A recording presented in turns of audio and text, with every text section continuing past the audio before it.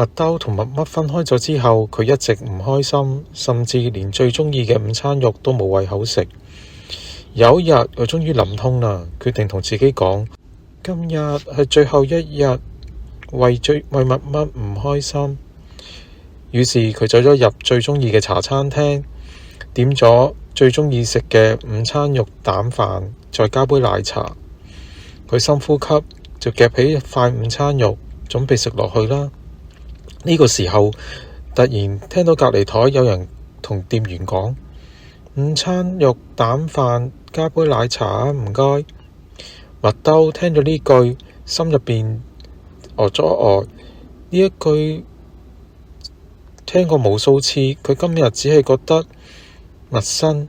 佢忍唔住望過去，睇下係唔係麥乜，但係唔係啊，原來只係一個唔識嘅人。原來呢個世界唔會因為一個人離開而停低，午餐肉仍然都係午餐肉，蛋仍然都係蛋，生活仍然都係要繼續㗎。佢笑咗笑，夾起塊午餐肉，咁就咬咗落去。今餐終於食返以前咁香嘅午餐肉啦〜